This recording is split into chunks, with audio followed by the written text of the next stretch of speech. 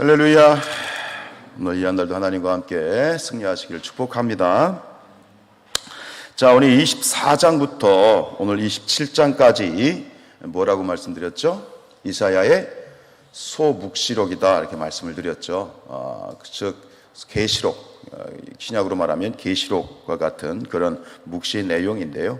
묵시의 내용은 아주 분명합니다. 그것은 최후의 심판, 그리고 그 심판으로 말미암아 이루어지게 될 하나님의 메시아 왕국에 대한 이야기. 이제 오늘 27장으로 이제 이 소묵시록의 끝이 나는데요. 사실은 오늘 27장의 내용은 26장 20절부터 사실 시작이 돼요. 단락적으로 보면 여러분 그렇게 표시되어 있죠. 6장 20절부터 27장 전체로 이루어지는데 결국은 심판은 양면성이 있어요. 하나님을 멸시하고 또 하나님을 믿지 않는 자들에게는 심판이지만, 그러나 하나님을 신실하게 믿는 주의 백성들에게는 그날이 무슨 날이에요? 구원의 날인 거죠. 그래서 이 심판이라고 하는 것은 동전의 양면같이 한쪽에는 심판이지만 한쪽에는 구원이 함께 이루어지는 그런 양면성을 가지고 있지요. 오늘 1절 말씀 중심으로 말씀 풀어가려고 합니다. 1절에 봅시다. 그날에 그랬습니다. 그날에. 지금 앞에서 또 뭐 계속 읽어오면서 여러분들 계속 아마 이게 눈에 보이실 거예요. 그날에 있죠. 이 그날에. 이 그날은 무슨 날입니까? 심판의 날이죠. 이것은 하나님이 정하신 카이로스의 날인데, 그 날과 그 시가 언제인지 우리는 알아요, 몰라요? 몰라요. 예수님도 모른다고 그러셨어요. 천사들도 모른다고 그랬어요. 그래서 그 마지막 날은 결국 하나님의 권한에 있고 인간에게는 그것이 권한으로 주어지지 않았어요. 그런데 분명한 건 그 날이 가까이 왔죠. 그 날이 가까이 왔어요. 왔는데 그 날이 가까우는 이 마지막 날을 우리가 살아가는 성도들이 어떻게 살아가야 되는가, 자꾸 그 날이 언제인지 궁금해하는 사람들이 굉장히 많아요. 그러다 보니까 옛날에 그 날을 추정하는 어리석은 일들을 많이 해요. 그래서 노스트라다무스라고 하는 예언가? 그 사람이 이 마지막 날 지구의 종말을 언제로 봤냐면 1999년 후이라고 얘기했어요. 1999년. 그런 일들이 가끔 있어요. 굉장히 어리석은 일이에요.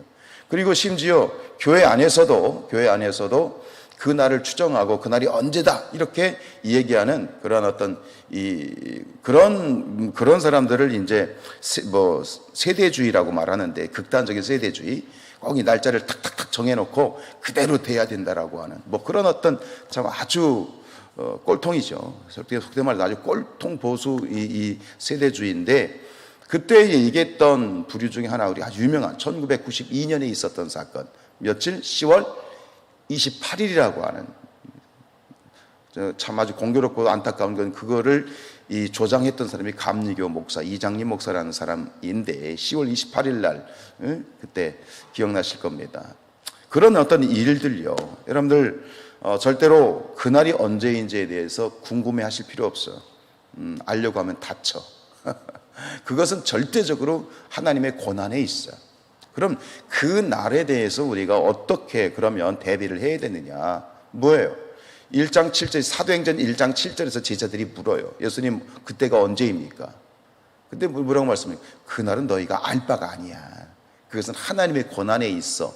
그러면서 1장 8절에서 하신 말씀이 뭐예요? 우리가 잘 아는 말씀 뭐예요?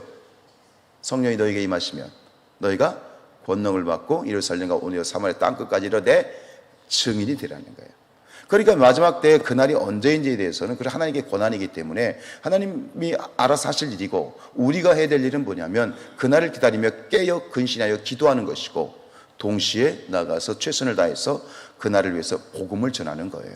이것이 우리가 해야 될 일이에요. 그 다음에 여호와께서 그의 견고하고 크고 강한 칼로 날랜 뱀 리워야단, 곧 꼬불꼬불한 뱀 리워야단을 벌하시며 바다에 있는 용을 죽이시리라 그랬어요. 여기서 이제 리워야단이 이제 등장하는데, 리워야단 어디에서는 이거를 악어라고 표현도 했고요, 어디에서는 하마라고도 표현도 했고요. 이 리워야단은 뭐냐면 악의 총체, 악의 어떤 핵심이에요. 그리고 중요한 건 뭐냐면 이 리워야단은 뭐예요? 심판의 대상이에요. 하나님이 심판하시는 대상인데, 뭐 여러 가지로 이제 이 고대 근동에서는 이 리워야단을 뭐 악어로 말하기도 하고 뭐 하마로 표현하기도 하고 그 이 욥기에서 보면 이게 등장하잖아. 리워야단, 악어, 하마 이런 말이 등장하잖아요. 그래서 이것은 악의 총체인데 이런 어떤 고대 근동에 있었던 상징적인 이 캐릭터를 가지고 오늘 이사야는 이제 심판의 대상으로 이것을 형상화하고 있어요. 근데 여기서 보면은 이 악의 심판의 대상이 마치 세 명인 것처럼 대상이 셋인 것처럼 이렇게 말하고 있잖아요. 그죠? 뭐죠? 날랜 뱀, 그 다음에 꼬불꼬불한 뱀, 그 다음에 바다에 있는 뭐예요? 용, 이렇게 세 가지로.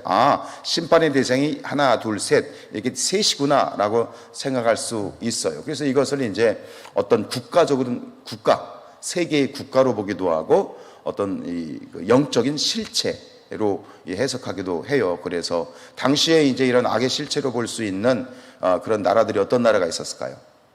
아수르, 뭐 바벨론, 뭐 애굽 이렇게 보기도 하고 때로는 이거를 이제 어떤 뭐 마귀, 또 짐승 혹은 거짓 선지자. 계시록에도 보면 계시록에도 나오잖아요. 용이 나오죠. 용은 마귀 사탄을 의미하고요. 그리고 그 용의 이제 세력을 받아서 이제 땅에서 올라온 짐승 혹은 바다에서 올라온 짐승들이 나오잖아요. 땅에서 뭐 한 짐승 하나는 어떤 왕권, 마귀로부터 고난을 받은 왕권, 하나님 거짓 선자를 의미하는데, 근데 사실 여기서 이 세 가지는 심판의 대상이 꼬불꼬불한 뱀 리워야단, 뭐 날랜 뱀 리워야단, 바다에서 온 용, 각각의 대상으로 보기보다는 하나로 보는 것이 맞다. 이런 것이 이게 일반적인 그런 해석이에요. 즉 세 개로 이렇게 나타난 건 뭐냐면 하나의 존재인데 하나의 존재를 세 가지 측면으로 설명을 한 것뿐이고, 이걸 세 가지로 풀어놓고 있는 이유는 뭐냐면 그 악의 세력이 그만큼 강하고, 그렇죠? 우리가 3세번이잖아요. 완전 수 중에 하나잖아요. 그러니까 그 악의 세력이 굉장히 강하고 교활하다라는 것을 이제 드러내기 위해서 이렇게 세 가지로 표현하고 있죠. 그러나 분명한 건 뭐예요? 아무리 그 악의 세력이 강하고 교활해도 결국은 심판으로 끝나는 거예요. 하나님의 심판이 그들에게 임하고 그들은 무적행에, 불못에, 연못에 빠질 수밖에 없는 그런 존재인데, 근데 우리 마지막으로 볼 건 뭐냐면 바로 이 심판할 때 하나님이 사용하시는 심판의 도구가 등장해요. 그게 뭡니까? 말씀이 뭐죠? 그의 견고하고 크고 강한 뭐요? 뭘로 심판한다고요? 칼이요, 칼. 그러니까 하나님이 이러한 어떤 악을, 마귀 사단을, 악의 모든 것들을 심판하실 때 사용하시는 무기, 사용하는 도구가 뭡니까? 칼입니다, 칼. 그럼 이 칼이 무엇일까라고 하는 거죠. 칼. 여기서 이제 이 칼을 우리가 보통, 여러분들 칼하면 뭐가 생각이 나세요? 하나님의 심판의 도구인 칼. 신약으로 넘어오면 뭐죠? 머릿속에 딱 떠오르는 것이 있을 텐데, 어쨌든 이 칼이라고 하는 것은 어떤 심판 자체를 의미하기도 하고요. 근데 이것을 우리가 이제 성경에서 영적으로 풀어갈 때 이 칼은 결국 뭐예요? 하나님의 말씀이죠. 성령의 검, 하나님의 말씀이고요. 그리고 계시록에 보면 예수님께서 이 예수님을 형상화할 때 이런 표현이 굉장히 많이 나와요. 계시록에 보면 1장 16절에 보면 예수님의 모습을 이게 묘사를 할 때 이렇게 되어 있어요. 그의 오른손에는 7별이 있고, 그렇죠? 7별. 이거 7별은 뭐예요? 7사자를 말하죠. 7의 어떤 영을 말하는 거고, 그의 입에서 좌우에 날선 뭐가 나와? 검이 나온다고 그랬어요.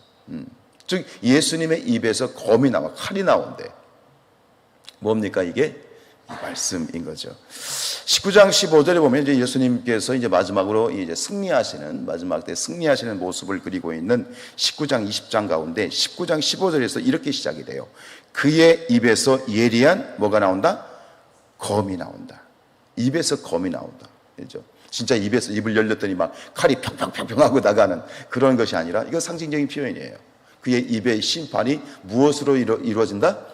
말씀으로 이루어진다는 거예요. 그리고 이 2장 16절에 보면 소아시아 7교회에 대해서 예수님이 이제 예언을 하실 때 버가모 교회에 대해서 이렇게 말씀하셨어요. 계시록 2장 16절에 보면 그러므로 회개하라. 그리하지 아니하면 내게 속히 가서 내 입의 검으로 그들과 싸우리라. 예수님께서 말씀하신 거예요. 내 입에 무엇으로? 검으로. 이것은 이제 엉뚱하게 그림으로 묘사를 하면 예수님 입에서 막 칼이 막 평평평평 막 총알처럼 나가는 그렇게 형상화되어 있지만 이건 상징이에요.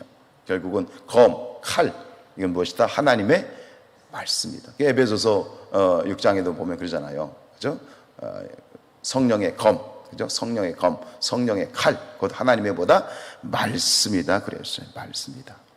결국 여기서 우리에게 주어지는 굉장히 중요한 영적 교훈이 있죠. 이 마지막 시대를 살아가는 늘 그렇지만 우리의 신앙생활 자체가 그렇지만 우리가 매일매일 치르게 되는 이 마지막 시대에 치르게 되는 최후의 심판에서도 주님께서도 결국은 칼로 하나님께서도 이 말씀으로 이 세상에 대해서 악에 대해서 심판하시게 되는데 결국 이게 대체로 창세기로 넘어가면 이 말씀은 칼이 아니라 뭐였어요? 창조의 권능이었어요. 하나님이 이 세상을 무엇으로 창조하셨어요? 말씀으로 창조하셨어요. 그러니까 이 말씀이라는 것이 정말 놀라운 건 뭐냐면 태초에는 그것이 창조의 권능이었지만 이게 마지막 때로 가면 창조가 아니라 뭐의 권능? 심판의 권능이 되는 거예요. 심판의 권능이 되는 거예요. 여러분 이 말씀의 놀라운 능력과 은혜를 소유하시고 그리고 이 말씀으로 우리가 매일매일 살아가는 삶에서 치루어지는 모든 크고 작은 영적 싸움을 준비하시고 말씀을 통해서 승리하시기를 주님의 이름으로 축복합니다. 예수님께서도 공생애 시작하시려고 금식하실 때 사단이 마귀가 와서 시험하였죠. 그 시험했을 때 결국은 예수님도 그 마귀를 무엇으로 물리치셨어요? 말씀으로 물리치셨잖아요. 그 세 번의 말씀이 다 신명기에 있는 말씀이에요. 신명기에 있는 말씀. 결국 똑같아요. 예나 지금이나. 그리고 마지막 심판의 때에도 마찬가지고 아까 마귀 사단을 이기는 그런 심판의 권능과 영적 무기는 무엇이다? 하나님의 말씀이다. 할렐루야. 그래요. 말씀이다. 그냥 말씀을 우리가 들을 때 귀에 듣기 좋은 말씀만 그리고 듣고 아멘 아멘 하는 것도 좋지만 그러나 이 말씀을 철저히 이거를 곱씹고 묵상하고 연구하고 그래서 이 말씀은요 5가지로 우리가 이 말씀을 흡수를 하고 말씀을 우리가 취해야 되는데 5가지가 뭐냐? 읽고 듣고 뭐 해야 돼요? 묵상하고 또 암기하고 연구해야 돼요. 아멘? 그렇죠? 그냥 듣기만 하면 안 돼. 내가 읽어야 되고 또 시간을 내서 연구해야 되고 머리로 암송해야 되고 그리고 그 말씀을 깊이 묵상하는 이런 일. 그래서 계시록 1장 3절에서 사도 요한이 오늘 우리에게 뭐라고 말씀하셨습니까? 이 예언의 말씀을 읽는 자와 듣는 자와 그 가운데 기록된 것을 무하는 자가 지키는 자가 복이 있다. 지키는 자가 복이 있다. 여러분 말씀이 무기입니다. 무기입니다. 성령의 검, 곧 하나님의 말씀을 가지고 이 마지막 시대 또 오늘도 우리의 모든 삶에 있어서도 이 성령의 검인 하나님의 말씀을 가지고 승리하심으로 놀라운 간증들이 일어나는 우리 성산의 모든 가족들 되시기를 주님의 이름으로 축복합니다.